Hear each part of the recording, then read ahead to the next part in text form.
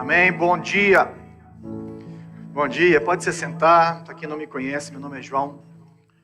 E sejam bem-vindos à Igreja Luzeiro, nossa querida igreja, que estamos aí nesse segundo semestre, completando 3 anos de idade. Graças a Deus por isso. E se quiser acompanhar aí as notas do nosso culto, daquilo que a gente vai falar aqui agora, só se escanear esse QR Code, vai cair no aplicativo da Bíblia. E nós estamos falando um pouquinho sobre essa igreja de Corinto, né? Então, Corinto é uma igreja que a gente falou que é complicada e perfeita, né? Ela é complicada porque tem pessoas como eu e você. E ela é perfeita porque Deus está nela, porque o Espírito Santo de Deus está nela. E essa é a nossa convivência como igreja. É assim que nós vivemos, né? E às vezes a gente não se envolve muito com as pessoas da igreja, ou não aprofunda muito no relacionamento com outros crentes, justamente pelo tanto de defeito que essas pessoas têm, e nós também. Só que o defeito dos outros, às vezes, é maior do que o nosso, né? E aí nós vamos caminhar, e estamos caminhando, começamos na semana passada, em cima dessa carta, dessa epístola de 1 aos Coríntios, né, que Paulo manda para a igreja de Corinto ali, a segunda carta que ele manda para essa igreja, a primeira foi perdida em algum momento, mas essa é uma carta que ele manda trabalhando questões como divisões, como problemas de pessoas que às vezes têm pecados maiores do que pessoas que nem são crentes, né? E às vezes a gente fica escandalizado, nossa, dentro da igreja tem pessoas que fazem isso? Tem. Então nós vamos ver como que Paulo trabalha isso, como que ele ataca isso, questões da sexualidade, questões dos dons espirituais. Então isso é uma carta muito viva, muito boa, para uma igreja que tinha ali cerca de 5 anos, né? Ele está escrevendo de Éfeso, na sua segunda viagem missionária, se você quiser ver na sua Bíblia, está em Atos 18, ele passa ali 1 ano e meio em Éfeso, em Corinto, e aí depois ele vai para Éfeso, e nessa jornada dele ali de Éfeso, ele recebe essas notícias e tem que devolver essa carta com algumas perguntas que eles mandaram a respeito dessa igreja, que é complicada, mas é perfeito porque tem o Senhor. Na semana passada a gente falou um pouquinho sobre isso, né? Mas antes eu queria te fazer uma pergunta: o que é ser sábio? Se alguém te falasse assim, o que é ser sábio? O que você responderia? O que é uma pessoa sábia? Como que você olha para uma pessoa, né? Uma pessoa que às vezes que você admira, que tem sabedoria. Como que você define sabedoria em relação à vida, em relação a como viver? E eu primeiro falei assim, gente, nós vamos entrar no que a Bíblia fala, claro, que é o principal desse capítulo 2, mas eu falei assim, gente, o que fala num dicionário, por exemplo, sobre sabedoria, né? E aí fala que é conhecimento extenso e profundo de várias coisas ou de um tópico em particular. Uma pessoa sábia, de acordo com essa definição, é uma pessoa que tem um conhecimento profundo sobre algo, uma pessoa que às vezes conhece muito sobre biologia, conhece muito sobre negócios, conhece muito sobre medicina, seja lá o que for, né? Ou senão, algumas pessoas acham que a pessoa sábia é uma pessoa que é instruída, como está falando aqui, mas é uma pessoa que tem bom senso, juízo, e que também tem um comportamento de retidão dentro do que a pessoa entende como retidão, né? Porque hoje em dia, né, tirando assim a Bíblia, cada um tem a sua verdade. Então, Paulo vai trabalhar isso aqui nesse segundo capítulo. Que existe uma sabedoria do dia a dia, que ele chama de sabedoria do mundo, e que ele não está descartando ela, mas ele está falando que existe uma sabedoria que é melhor do que essa. Que ela faz com que nós sejamos mais sábios ainda e possamos enxergar o mundo de outra forma, e é disso que ele trata, né? Então, como na semana passada nós falamos que nós somos chamados, mesmo sendo complicados, é isso que Paulo está falando. Ele está chegando para essa igreja e falando assim, gente, vocês estão com o medidor de espiritualidade ou de o tanto que vocês são crentes meio desregulado. Vocês estão olhando demais para uma coisa que a gente vai ver mais para frente, que são, por exemplo, os dons espirituais. Era uma igreja que tinha manifestações de milagres, de línguas e coisas extraordinárias, maravilhosas de se acontecerem no meio da igreja. Mas eles estavam colocando isso como um indicador de maturidade espiritual. O Paulo fala, não é aí que você vai olhar isso. E uma outra coisa que os coríntios queriam, eles queriam um evangelho híbrido, né? Se você lembra do que a gente falou na semana passada, se você não estava aqui, não tem problema. Fala muito sobre pessoas que eram partidaristas na igreja, né? Pessoas que falam, eu sou de Paulo, eu sou de Apolo, e esse orgulho e essa vontade de pertencer a alguém estava maior do que pertencer a Jesus. E é interessante porque quando a gente começa a colocar algumas coisas além da morte vicária de Cristo como o principal da vida cristã, e aquilo que flui disso, nós começamos a fazer algo que a gente chama do evangelho mais alguma coisa. Então, para você ser crente, você tem que fazer isso mais alguma coisa. Por exemplo, o problema da igreja da Galácia, quando Paulo encontrou lá, e até puxou a orelha de Pedro, que está na carta aos Gálatas, era porque eles falavam assim, não, você pode converter, mas você tem que fazer uma cirurgia se você for homem, né? E você tem que tirar o seu prepúcio, porque todos os judeus, eles fizeram isso, então você tem que passar pela lei para ser crente. Paulo falou, não é aí. Se fosse assim, a gente teria que ter médicos aqui também, quando as pessoas se convertessem, né? Para poder também fazer isso, mas Paulo fala que não é por aí. Então a gente vai ver um pouquinho dessa diferença do que é essa sabedoria mundana e dessa sabedoria de Deus ou espiritual, e como que isso é maravilhoso, pode transformar as nossas vidas. Então vamos ler aqui 1 Coríntios capítulo 2, versos 1 a 5 primeiro. Eu mesmo, irmãos, quando estive entre vocês, ele está mandando uma carta de Éfeso para lá, não fui com discurso eloquente, nem com muita sabedoria, para lhes proclamar o mistério de Deus, pois decidi nada saber entre vocês, a não ser Jesus Cristo e esse crucificado. E foi com fraqueza, temor e com muito tremor que estive entre vocês. Minha mensagem e minha pregação não consistiram de palavras persuasivas de sabedoria, mas consistiram de demonstrações do poder do Espírito, para que a fé de vocês, que vocês têm, não se baseasse na sabedoria humana, mas no poder de Deus. Olha que coisa interessante. A primeira coisa que ele está trazendo para a gente é perguntando, ou mexendo ali nos Coríntios, em mim e você, qual que é a base da sua fé? Qual que é o alicerce da sua fé? Porque às vezes a gente acha que a gente está alicerçado, a nossa fé às vezes em Jesus Cristo, mas às vezes a nossa fé está alicerçada em outra pessoa. Às vezes é na sua esposa, às vezes é no seu marido, às vezes é na sua família, às vezes é no seu pastor, às vezes é em um amigo. Como assim, João? Por exemplo, se você perde essa pessoa, se essa pessoa sai de cena em algum momento da sua vida, o que acontece com a sua fé? Não estou falando que você, às vezes, não vai lutar com Deus por perdas e tal. Isso faz parte do luto. Mas tem pessoas que a fé delas está baseada tanto em pessoas que, se essa pessoa sai de cena, essa pessoa simplesmente se afasta de Cristo. Simplesmente sai e não volta mais. Às vezes você é aquela pessoa que é arrastada para o culto todo domingo. E se não tiver alguém na sua casa para te puxar, você não vem. E se não tiver uma pessoa para poder conversar com você, então onde que está alicerçada a sua fé? Porque Paulo aqui, né, como eu falei, ele está combatendo esse culto à personalidade. E o culto à personalidade não é só um pastor favorito. E não que você não tenha que se submeter a uma liderança, não que você não tenha que estar debaixo de uma liderança, não que você não possa preferir certas pessoas na forma como elas expõem a palavra, na forma como elas pastoreiam, na forma como elas enxergam a Bíblia. Isso é ótimo.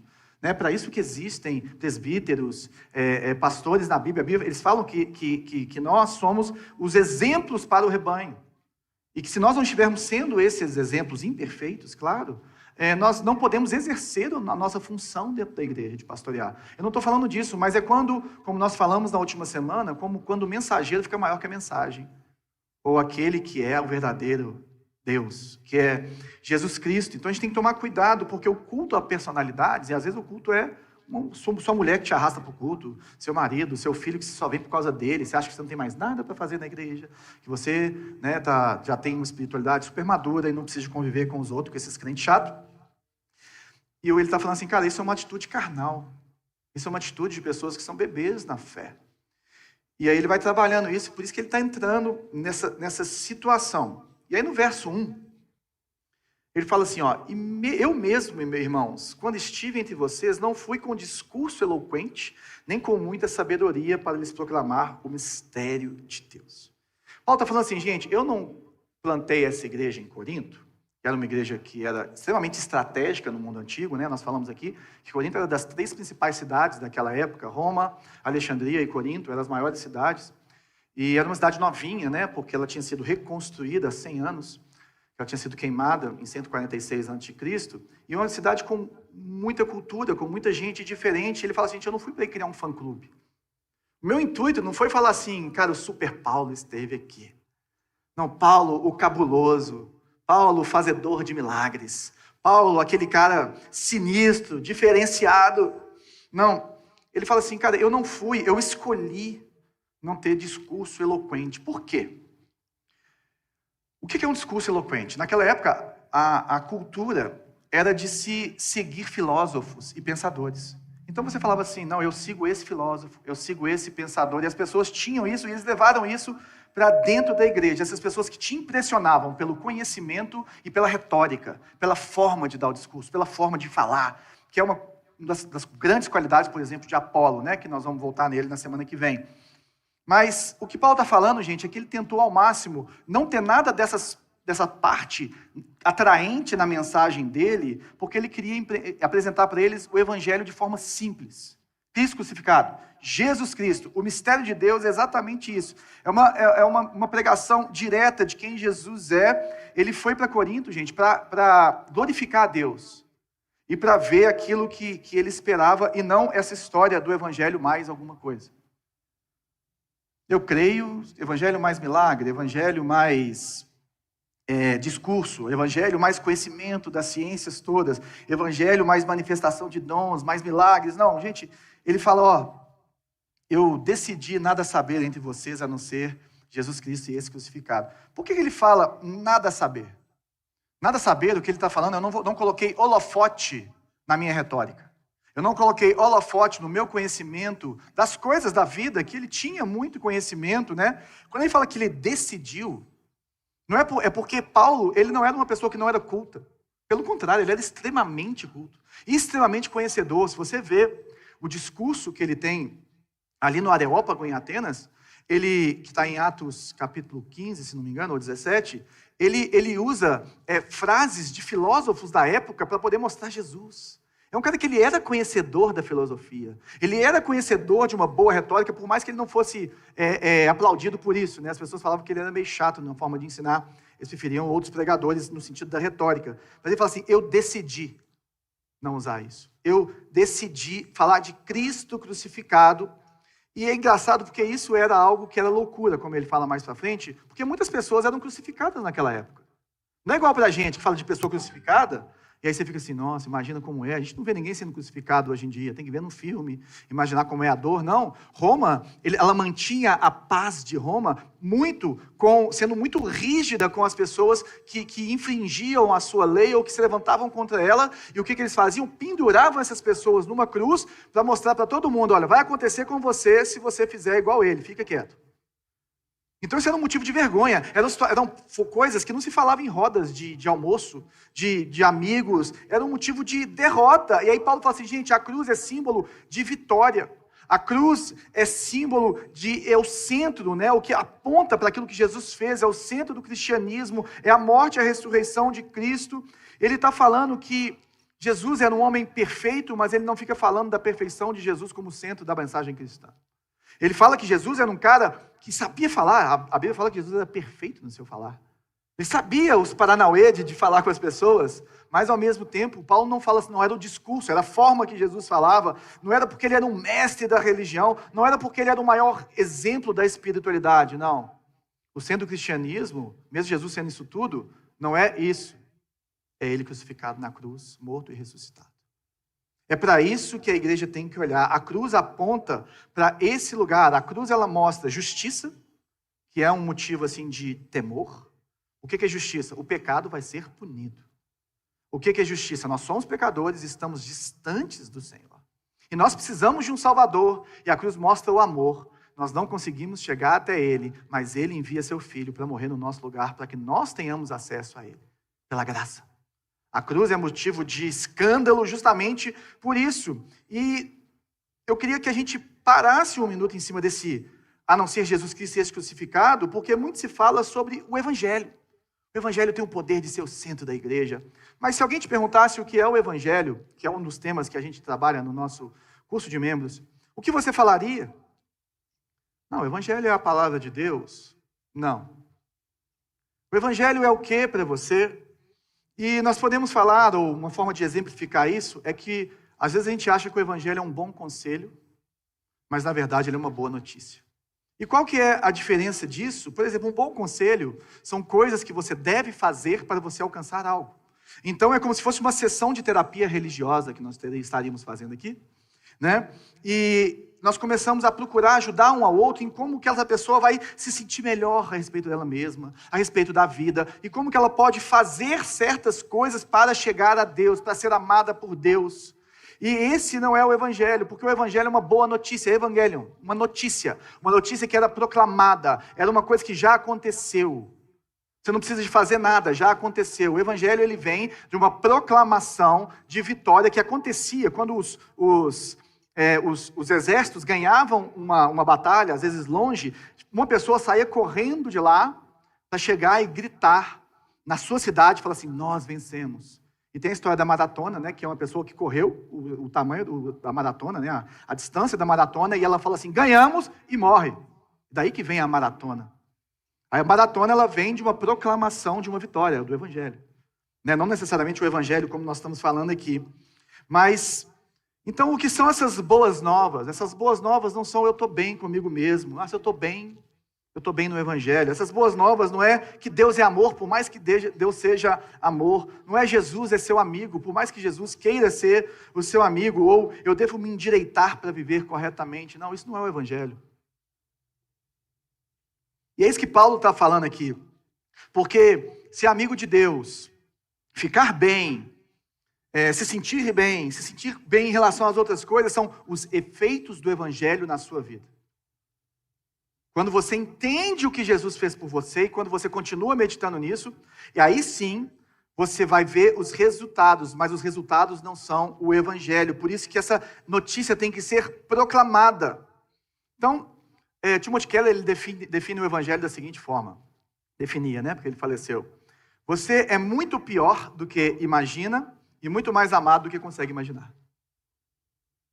Esse é o evangelho. Se você entender cada dia mais que você é muito mais pecador do que você pode imaginar que você merece muito menos da graça, do favor e da bênção de Deus do que você pode imaginar, mas ao mesmo tempo você é tão amado por Deus, que Ele morreu no seu lugar para que você tenha vida, para derramar bênção sobre a sua vida, e você não consegue, e eu não consigo entender a expressão, a quantidade desse amor, né?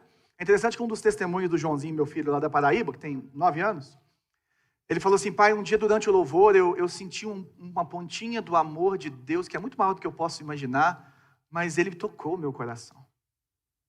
Eu falei, é isso aí, filho. Você é muito amado, muito mais amado do que você pode imaginar. Até por mim, imagina por Deus. Então, o que o evangelho traz? O que está incluído dentro dessa justiça e desse amor? Por exemplo, justificação. Nós falamos disso na semana passada, da santificação posicional. Né? Jesus morreu na cruz, se você nasceu de novo, aceitou Ele em arrependimento, você é santo. Você tem paz com Deus, independente de como está a sua vida agora. Pode ser que a sua vida esteja de um jeito, ou pode ser que você foi convencido e não convertido, isso é outra conversa. Mas se você nasceu de novo, a justificação, você é declarado justo. Por quê? Porque Jesus pagou o preço no seu lugar, ponto. Esse é o evangelho, você não tem que fazer nada.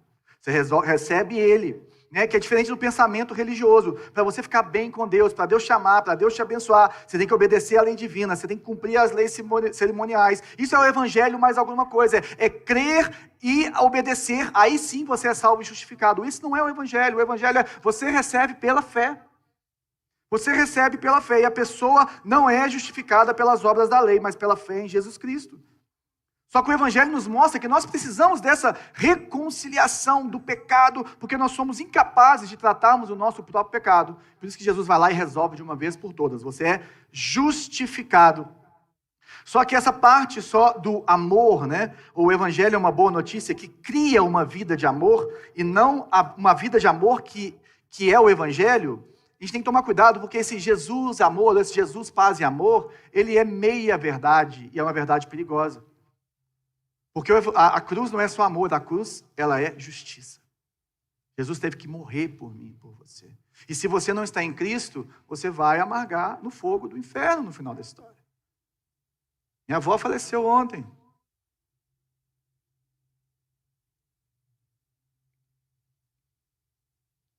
Não sei onde ela está.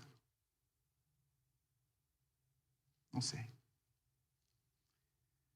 Isso me fez ficar pensando até mais sobre isso aqui, porque a obra de Cristo que nós estamos falando, gente, ela além de justificação, ela é redenção. Você foi comprado e você tem uma garantia que você é livre em Jesus Cristo. Ela é reconciliação. A inimizade entre você e Deus foi desfeita. Você agora pode ser amigo de Deus por causa de Jesus Cristo, não porque você é bom, não pelo tanto de dinheiro que você tem, não pelo tanto que você é bonzinho com as pessoas, mas por tanto que Jesus foi bom com você. Ela é propiciação, e propiciação é satisfação da ira. Isaías 53 fala que foi do agrado de Deus moê-lo. Foi do agrado de Deus moer Jesus, matar Jesus, para satisfazer a ira que ele tem contra o pecado. E aí nós podemos responder ao Evangelho, é isso que Paulo está falando. E a resposta que nós temos que dar ao Evangelho é, por exemplo, o que foi falado em Marcos 1,15, né? O tempo é chegado, dizia ele, o reino de Deus está próximo, arrependam-se e creiam nas boas novas. Então a crença no Evangelho, ela precisa passar pelo arrepender, para você enxergar o seu pecado, para você ver que você precisa de Deus. E a fé sem essa mudança, sem arrependimento, ela é ilusão, gente. O cristianismo sem arrependimento, sem mudança de vida, é ilusão. A fé salvadora não é um nível de certeza psicológica, ela é um ato da vontade de Deus que nos leva a descansar em Jesus Cristo. Você descansa em Jesus Cristo não porque você foi bom hoje, mas porque Ele é bom e porque a obra dele é suficiente para cobrir a sua vida. Você descansa nele por causa dele e porque ele entrou no seu lugar, ele pagou o preço por mim e por você. Essa é a fé salvadora. Nós nos entregamos totalmente a Deus, gente. Não é para sermos aceitos, mas é porque nós somos aceitos, nós queremos ser igual a ele. Porque nós somos amados, nós queremos ser igual a ele. Porque ele se entregou totalmente, nós nos entregamos totalmente. O que salva a pessoa, gente, não é o tamanho da sua fé, mas o objeto da sua fé. Guarda isso. Não é o tamanho da sua fé, é o objeto da sua fé. O objeto da sua fé é Jesus Cristo. É Ele que te salva, é Ele que transforma a sua vida. Ele que é mais do que suficiente para te libertar, para te dar vida em abundância, para transformar a sua vida. E por isso que a gente tem um pêndulo, né? Que se você centra o Evangelho, que a gente fala que nós buscamos ser uma igreja centrada no Evangelho, nós temos 2 lugares que nós não queremos chegar e que você deveria também não querer chegar. E o primeiro deles é o legalismo, que fala exatamente isso, que para sermos salvos nós precisamos ter uma vida santa e moralmente boa. Eu não estou falando que nós não temos que ter isso, mas para você ser salvo, para Jesus chamar, senão Jesus vai fazer isso, Jesus vai fazer aquilo, não é isso que é o Evangelho, porque foi consumado. Agora tem o outro lado, que é extremamente perigoso, que é o relativismo, que como nós já somos salvos, nós não precisamos ter uma vida boa, santa e moralmente aceitável a Deus. Esse é o relativismo. Não, Jesus já cumpriu. Eu não preciso fazer nada, eu não preciso de buscar Ele, eu não preciso santificar a minha vida. Esses são os 2 lugares que nós devemos evitar, porque existe um centro. Porque eu sou salvo, eu caminho em santidade, porque Jesus me ama, e viver com Ele é a melhor coisa desse mundo. Então eu vou obedecer a palavra dEle, cheio do poder do Espírito Santo, porque eu sei que o que Ele tem para mim é muito maior do que aquilo que eu posso pedir, pensar ou imaginar. A vontade de Deus é boa, perfeita e agradável. E nós temos que viver esse sacrifício vivo para que nós possamos experimentar e comprovar qual é a boa e agradável vontade de Deus. Esse é o chamado de Deus e esse é o lugar do Evangelho. Então, lembrando, o que é o Evangelho? Você é muito pior do que você imagina, mas você é muito mais amado do que você consegue sentir ou imaginar. E aí, tendo essa definição, Paulo vai falar que a mensagem e a pregação dele não consistiram em palavras persuasivas de sabedoria, mas consistiram em demonstração do poder do Espírito Santo. E aí o Espírito Santo começa a entrar nessa história aqui. O Espírito Santo começa a entrar, porque Paulo está falando, gente, que quando ele está proclamando, quando ele chega lá para plantar aquela igreja, e aquele negócio que ele fala que foi em fraqueza, em tremor, o pessoal não sabe se ele estava doente quando ele estava em Corinto, ou que ele realmente estava assim, inseguro a respeito dele mesmo, mas ao mesmo tempo muito seguro a respeito do Deus dele. E é essa segurança que nós temos que ter. Quando você vai pregar o Evangelho para uma pessoa, quando você vai viver de acordo com o Evangelho, quando você vai entregar a sua vida para Jesus, você tem que olhar para o poder de Deus, para confiar nessa mensagem. Paulo, ele dependia de Deus e não dele. Ele não tinha orgulho, ele não tinha soberba, ele tinha humildade, sabendo que quem faz é o Senhor. Quem faz é o próprio Deus. Ele fala demonstração, essa palavra em grego é apodeixis, que é uma prova legal. Sabe qual que é a prova legal de que o que ele fez era o Evangelho de verdade? As pessoas estavam se convertendo. A fé daquelas pessoas, Jesus Cristo estava no meio daquelas pessoas, por mais que fosse uma igreja bem carnal, bem infantil, né? E a vida deles em Cristo, Jesus Cristo no meio deles, era a prova vida disso. Era o maior milagre que essa igreja podia ver. Uma vida centrada no Evangelho, o Evangelho fazendo, tendo a sua ação e transformando as suas vidas. Hernandes Dias Lopes fala que quem transforma o coração do homem não é a beleza da retórica humana, mas o poder do Espírito Santo de Deus.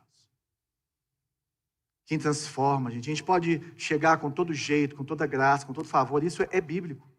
Ser sábio para apresentar o Evangelho, para viver, para fazer isso tudo. Mas quem transforma a vida é o Espírito Santo de Deus. Quem transforma os corações, quem transforma as pessoas.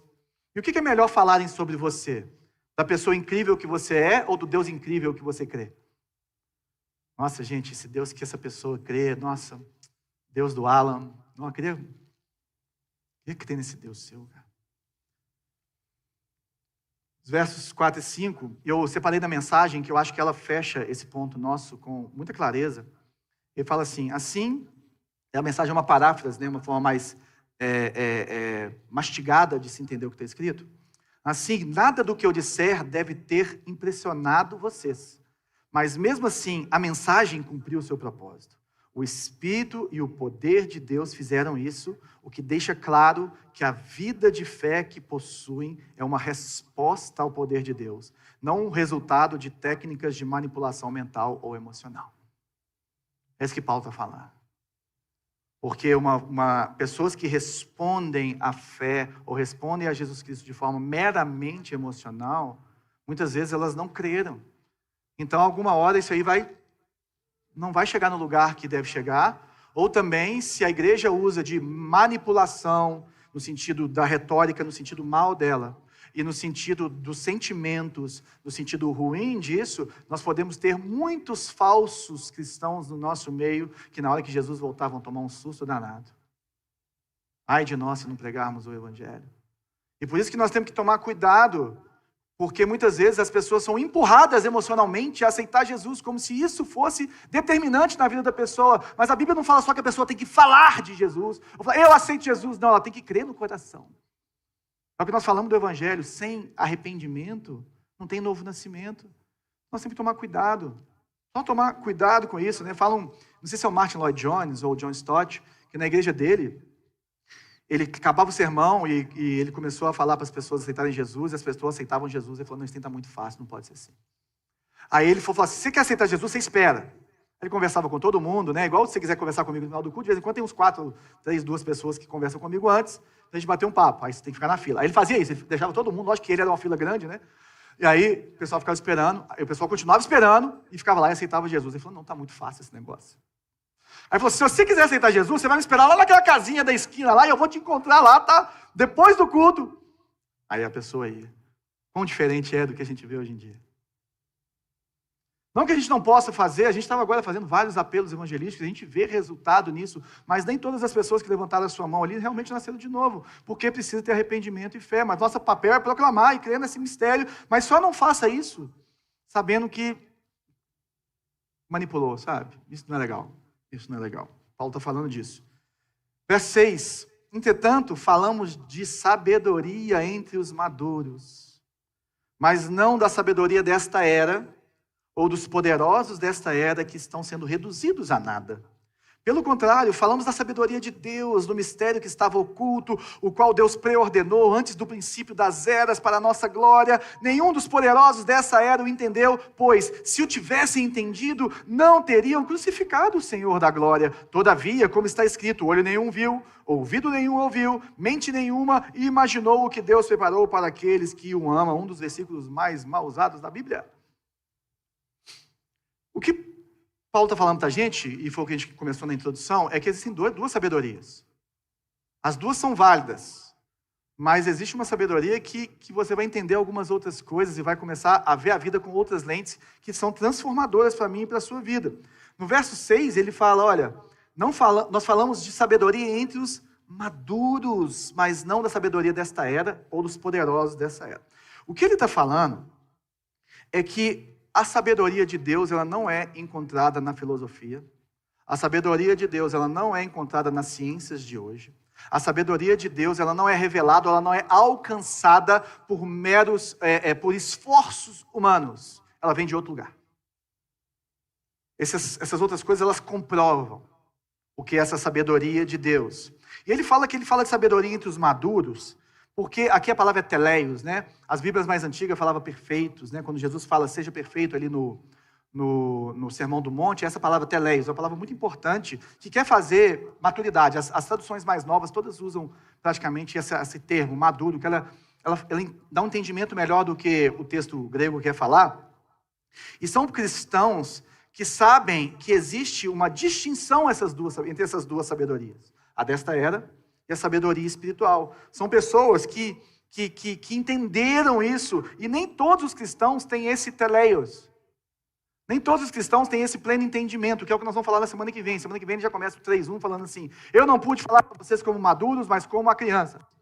Bom, já chega com a perna na porta, com o pé na porta. O que ele está falando é que quando nós convertemos, gente, nós começamos como crianças. E está tudo bem. Nós caminharmos devagar e cada um tem o seu processo de amadurecimento. Mas tem pessoas que não vão entender. Só que não vão entender não é porque é uma revelação especial para os escolhidos. Porque essa sabedoria de Deus, ela está disponível para todos aqueles que estão conectados com Deus.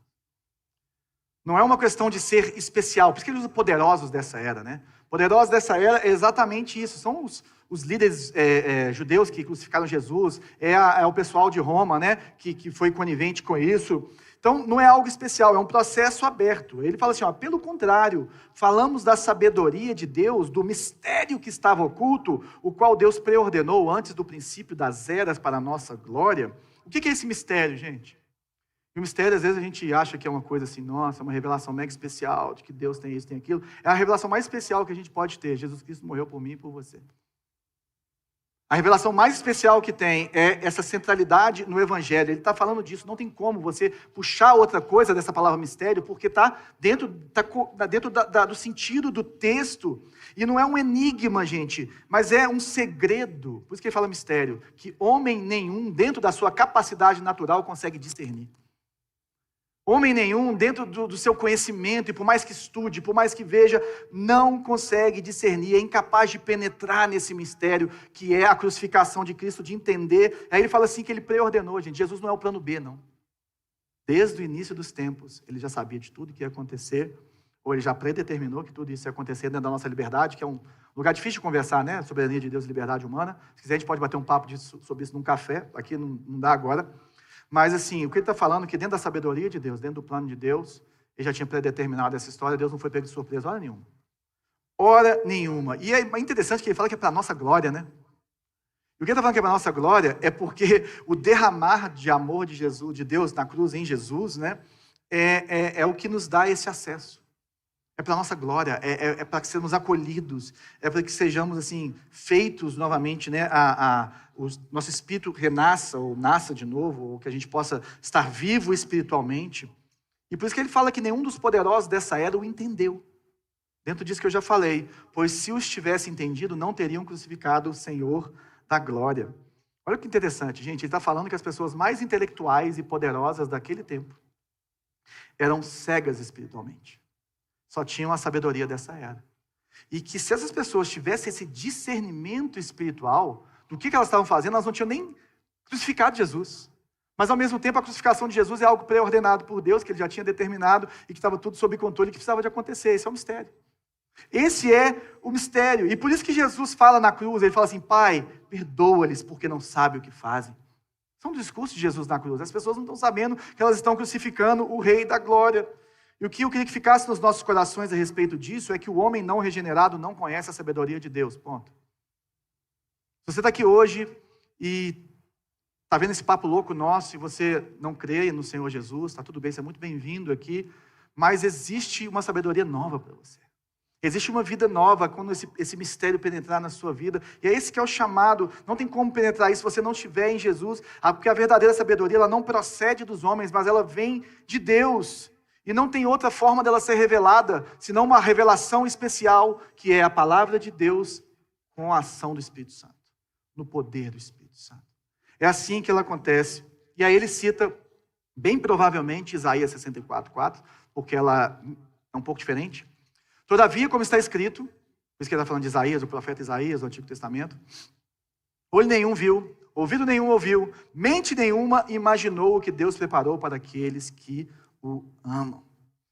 Isaías está escrito da seguinte forma: desde os tempos antigos, ninguém ouviu, nenhum ouvido percebeu, e nenhum olho e olho nenhum viu outro Deus além de ti que trabalha para aqueles que nele esperam. O que ele está falando é o que eu cansei de falar já aqui, que é nós não conseguimos discernir as maravilhas de Deus só com os nossos sentidos. Olho, ouvido, mente, nós somos incapazes de abraçarmos o Evangelho e de abraçarmos a obra de Deus meramente por nossos esforços. Precisa de ter algo a mais. Precisa de ter um outro derramar, uma outra coisa. O que ele está falando, dessa iluminação especial que Deus preparou para a gente, é o Evangelho revelado. É que nós podemos ser salvos em Jesus Cristo. Que nós temos acesso a Deus em Jesus Cristo. Que nós temos segurança em Jesus Cristo. Que nós temos as bem-aventuranças eternas quando estamos em Jesus Cristo. Aqueles que o amam são essas pessoas que são entregues, amor ali. O coração no sentido grego e também do Antigo Testamento é toda a sua interioridade, toda a sua força, todo o seu pensamento, sentimento, tudo isso está incluído aqui. É uma vida interior, intelecto, vontade, emoções que são entregues ao Senhor porque você é dele. E Ele quer que você seja dele porque Ele te resgatou. E o texto termina do 10 ao 16 da seguinte forma: mas Deus o revelou a nós por meio do Espírito. Olha como é que o mistério vem. O Espírito sonda todas as coisas, até mesmo as coisas mais profundas de Deus. Pois quem dentre os homens conhece as coisas do homem, a não ser o Espírito do homem que nele está? Da mesma forma, ninguém conhece as coisas de Deus, a não ser o Espírito de Deus. Nós, porém, não recebemos o Espírito do mundo, mas o Espírito procedente de Deus, para que entendamos as coisas que Deus nos tem dado gratuitamente. Delas também falamos, não com palavras ensinadas pela sabedoria humana, mas com palavras ensinadas pelo Espírito, interpretando verdades espirituais para os que são espirituais. Quem não tem o Espírito não aceita as coisas que vêm do Espírito de Deus, pois lhes são loucura e não é capaz de entendê-las, porque elas são discernidas espiritualmente. Mas quem é espiritual discerne todas as coisas, e ele mesmo por ninguém é discernido. Pois quem conheceu a mente do Senhor para que possa instruí-lo? Nós, porém, temos a mente de Cristo. Aleluia. O que ele está falando é que a sabedoria de Deus ela é revelada pelo Espírito Santo. Só se o Espírito Santo começar a cutucar a sua vida, começar a revelar para você, começar a te chamar e te atrair para Ele, essa sabedoria de Deus é revelada. E uma coisa linda que está nesse texto, gente, é que a salvação envolve toda a Trindade. O que ele está falando aqui é que o Evangelho inclui uma escolha de Deus, divina, eterna, que Ele preordenou desde o começo, ou seja, o Deus Pai desde o começo já escolheu, né, e já preordenou essa bênção que é Jesus Cristo vindo para morrer no nosso lugar. Envolve o Filho, porque Ele morre e ressuscita. Ele morre em nosso lugar. Agora envolve o Espírito Santo, que precisava de descer para que Jesus subisse, né? Os discípulos com Cristo ressurreto queriam segurar, fica aqui. Ele falou assim, se eu não subir, o Espírito não desce. E aí o Espírito desce e começa a habitar entre nós, em nós, né? E aí a ação regeneradora do Espírito Santo começa a acontecer em nós. E aí nós começamos a ter o coração de Deus, né? Jeremias fala que lhes darei um novo coração, de carne, não de pedra. E esse é o coração que Deus revela para nós, porque o Espírito Santo habita em nós. Verso 12, nós, porém, não recebemos o Espírito do mundo, mas o Espírito procedente de Deus, para que entendamos as coisas que Deus nos tem dado gratuitamente. Gratuitamente quer dizer que você ganhou de graça. Ele está falando, não, que ganhamos fazendo muito esforço, que ganhamos carregando a nossa cruz, que ganhamos... Não, ele não falou nada disso. Ele falou assim, cara, existe um espírito que procede de Deus, que foi te dado. O espírito do mundo, gente, que ele está falando, não é um espírito satânico, por mais que exista, né? O mundo jaz no maligno. Aqui é a índole má do ser humano. E o que ele está trazendo não é a índole do ser humano, não é a carnalidade do ser humano, mas é o Espírito de Deus. E quando você recebe o Espírito de Deus com arrependimento e fé, você é selado pelo Espírito Santo. Você é dele. É o penhor da glória, o penhor, ou seja, aquilo que você deixa em garantia. A garantia que você vai ser salvo no último dia é o Espírito Santo dentro de você. É isso que a palavra nos ensina. Outra coisa, ele permanece em você para sempre. Ele vai te ensinar para sempre, ele vai caminhar com você para sempre. E aí ele vai explicar para a gente por que o Espírito Santo é uma fonte de sabedoria tão grande, por que só ele pode revelar a Deus como ninguém. E aí nós vamos para o verso 11, ele fala assim: quem dentre os homens conhece as coisas do homem, a não ser o Espírito do homem que nele está? Da mesma forma, ninguém conhece as coisas de Deus, a não ser o Espírito. Então ele começa falando que eu não vou te entender por dentro, porque eu não estou dentro de você, eu não conheço o seu coração. Você pode fingir ser uma pessoa ótima para mim. Né? Outro dia eu descobri que a pessoa era casada, tinha filho, e aí descobriu que o marido tinha uma esposa e família no mesmo bairro. Dormia com ele.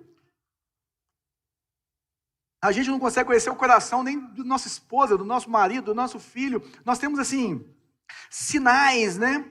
Mas você conhece o que está dentro de você. É isso que ele começa falando nesse primeiro. Quem dentre os homens conhece as coisas do homem, a não ser o Espírito do homem? Ou seja, você mesmo sabe o seu pecado, você sabe o que você deseja, você sabe como está o seu coração. E o pensamento é o mesmo. Ninguém fora de Deus consegue discernir Deus. Ninguém que não está conectado no interior de Deus não consegue discernir Deus. E aí ele fala que Deus revelou a nós por meio do Espírito. Por quê? Porque o Espírito sonda todas as coisas, até as coisas mais profundas de Deus. Por quê? Porque o Espírito é Deus. Porque o Espírito conhece o coração de Deus. Porque o Espírito sabe todos os pensamentos, todos os desejos de Deus. E aí quando nós, cheios do Espírito Santo, ou selados pelo Espírito Santo, nós começamos a conhecer a Deus, principalmente através da palavra, que é inerrante a respeito de quem Deus é. Nós começamos a conhecer Deus porque o Espírito revela quem Deus é. Porque Ele conhece o coração de Deus. Eu não conheço, você não conhece. É isso que Ele está falando. E olha que coisa linda, gente. O Espírito de Deus habita em você. Você tem dentro de você alguém que te conhece profundamente. E ao mesmo tempo que conhece Deus profundamente e que junta essas duas coisas dentro de uma sabedoria para transformar a sua vida, para que você tenha a vida que Deus tem para você e que Jesus conquistou na cruz do Calvário para você.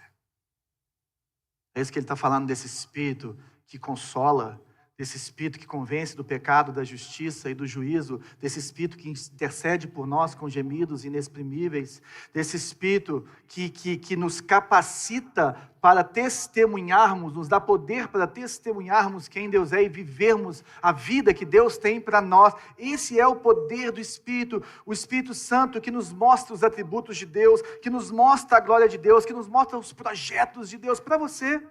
Para a igreja, o Espírito que habita em você. Delas também falamos. Olha que interessante. Só que ele te fala isso tudo e você não pode guardar para você. Nós precisamos proclamar a boa notícia.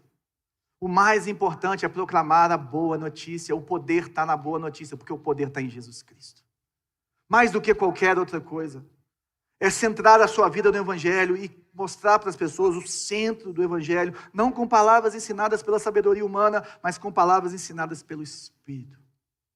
Palavra de Deus e ainda o discernimento de Deus de como falar, onde falar, com quem falar, porque a palavra nos fala que Ele colocaria as palavras na nossa boca. Nós não precisaríamos de ninguém para nos ensinar, porque o Espírito habitaria dentro de nós. Isso já aconteceu.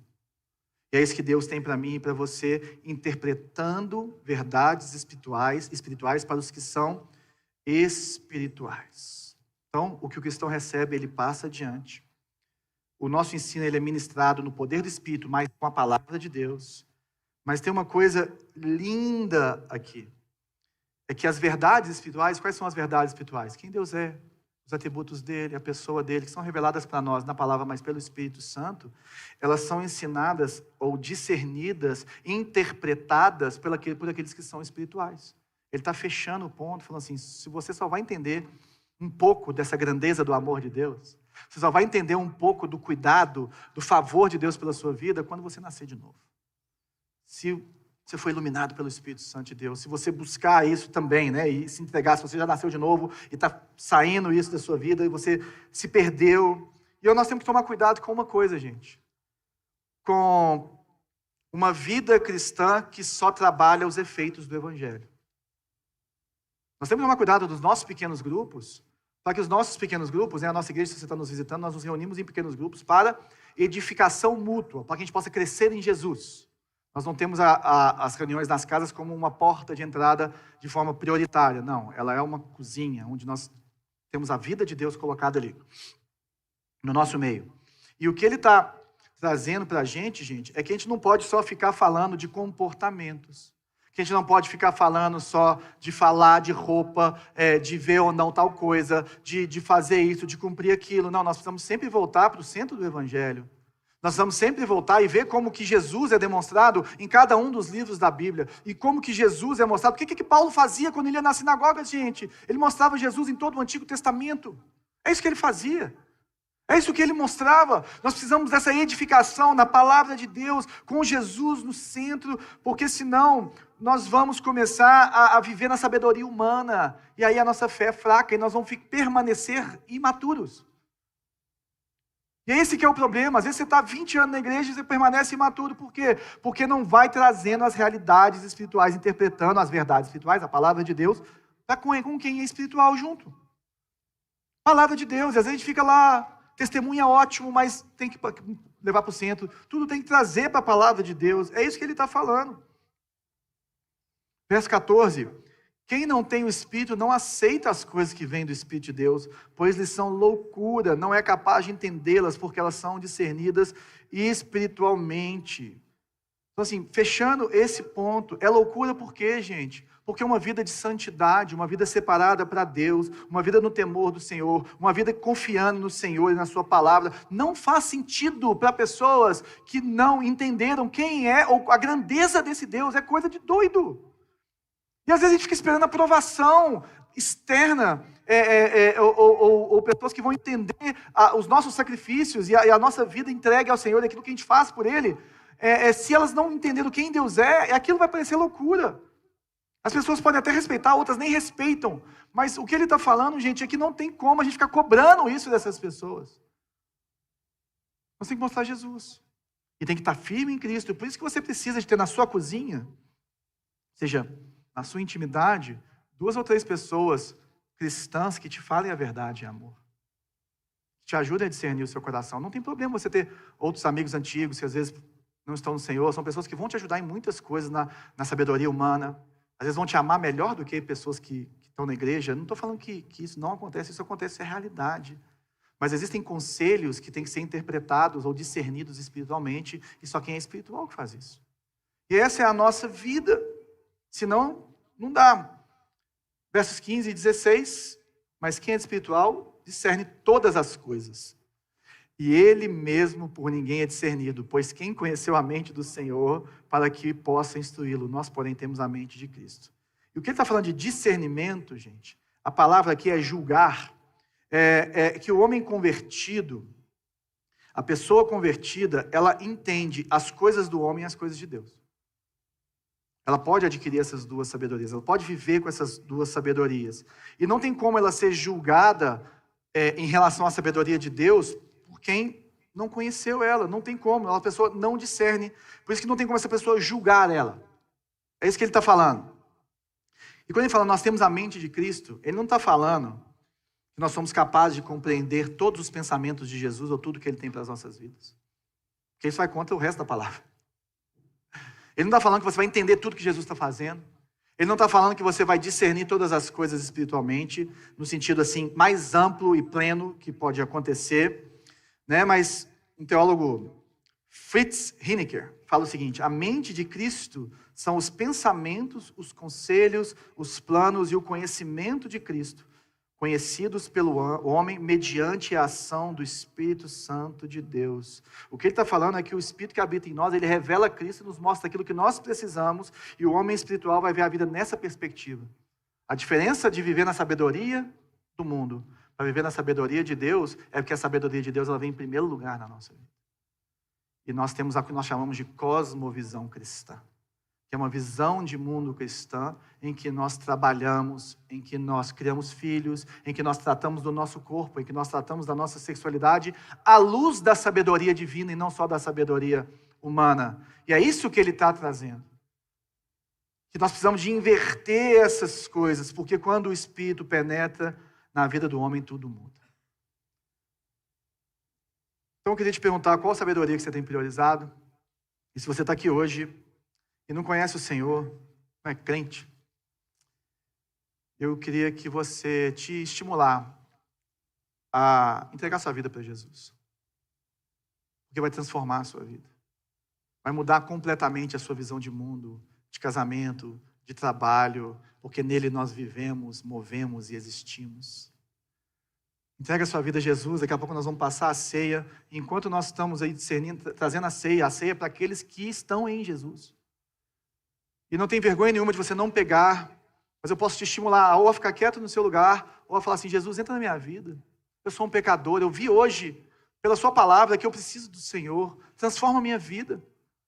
Eu me arrependo dos meus pecados, eu sou um pecador, mas o seu amor é tão grande, eu quero viver esse amor. Eu quero ser transformado por esse amor. Mas se você é crente, gente, se encha da palavra de Deus, se encha do Espírito Santo de Deus, busque viver a sabedoria, busque o teleios, busque ser maduro em Deus. E isso nós fazemos com buscas individuais, mas coletivamente, discernindo as coisas espirituais, interpretando elas entre os que são espirituais. Viva isso, em nome de Jesus. Amém? Vamos orar então? Se você quiser ficar de pé. Senhor Jesus, obrigado pela sua palavra. Obrigado porque o Senhor deu ao homem inteligência, poder criativo para ter sabedoria de como curar um doente, de como fazer bons negócios, de como construir casas, prédios, aviões, de como lidar com a biologia, com vários problemas. E isso é uma bênção, isso vem do Senhor, isso é algo que vem da nossa essência no Senhor, de um Deus criador, de um Deus bondoso, de um Deus criativo. Isso é maravilhoso. Nós não estamos de forma alguma diminuindo isso, no sentido de falar que isso não deve existir. Conhecimento profundo é bom, estudos profundos são bons, mas acima disso tudo existe uma sabedoria divina, Senhor. Existe uma sabedoria que só o Seu Espírito Santo dá para a gente.